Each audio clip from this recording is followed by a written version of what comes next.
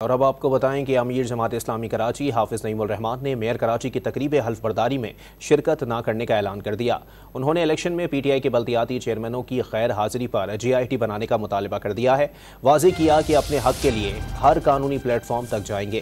کراچی میں press conference میں ان کا کہنا تھا کہ اگر پیپلز پارٹی کا میئر عوامی ووٹوں سے منتخب ہوتا تو آگے بڑھ کر انہیں مبارکباد دیتے۔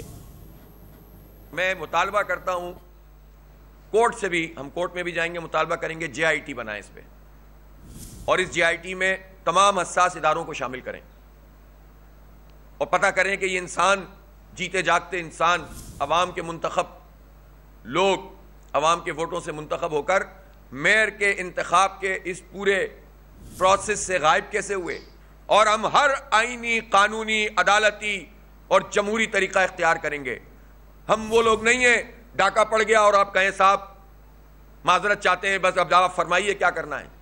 نہیں، آپ جائز جیتے ہوتے، ہم میں اتنا حوصلہ بھی ہے، ظرف بھی ہے، آپ کو مبارکباد دیتے ہوں۔